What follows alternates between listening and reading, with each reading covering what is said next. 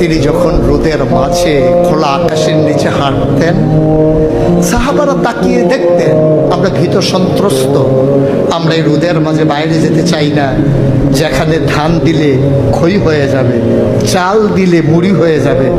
প্রচন্ড গরমের মাঝে তিনি হাঁটেন কেমনে?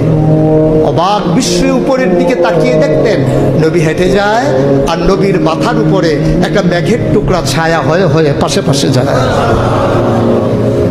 এবড়ো থেবড়ো পাথরগুলোর উপর দিয়ে আমার নবী যখন হাঁটতেন, পাথরের কোনা বের হওয়া পাথরে সবাই হাঁটতে ভয় পেতেন, অথচ নবী সেই এবড়ো থেবড়ো পাথরের উপর দিয়ে হেঁটে যেতেন। তারা চিন্তা করতেন নবীর কদমের নিচে এই শক্ত পাথর পড়লে উনি কি ব্যথা পান না? পরীক্ষা করার জন্যে পেছনে পেছনে অনেকেই দৌড়াতেন। দৌড়ে দৌড়ে নবীর কদম মুবারকের নিচে যে পাথর, তিনি যখন রোদের মাঝে খোলা আকাশের নিচে হাঁটতেন, সাহাবারা তাকিয়ে দেখতেন আমরা ভীত সন্ত্রস্ত, আমরা এই রোদের মাঝে বাইরে যেতে চাই না, যেখানে ধান দিলে খই হয়ে যাবে, চাল দিলে মুড়ি হয়ে যাবে। প্রচন্ড গরমের মাঝে তিনি হাঁটেন কেমনে?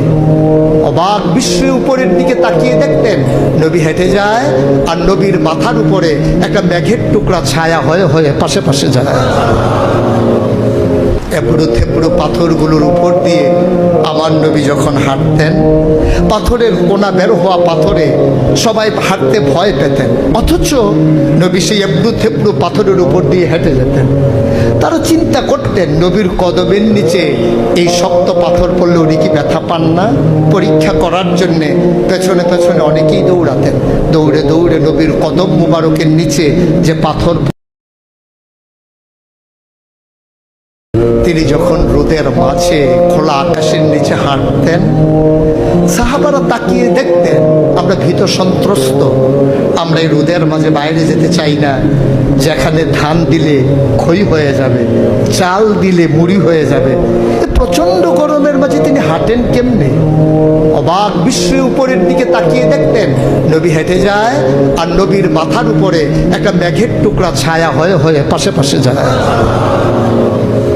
এবড়ো থেবড়ো পাথরগুলোর উপর দিয়ে আমার নবী যখন হাঁটতেন, পাথরের কোনা বের হওয়া পাথরে সবাই হাঁটতে ভয় পেতেন, অথচ নবী সেই এবড়ো থেবড়ো পাথরের উপর দিয়ে হেঁটে যেতেন। তারা চিন্তা করতেন নবীর কদমের নিচে এই শক্ত পাথর পড়লে উনি কি ব্যথা পান না? পরীক্ষা করার জন্যে পেছনে পেছনে অনেকেই দৌড়াতেন। দৌড়ে দৌড়ে নবীর কদম মুবারকের নিচে যে পাথর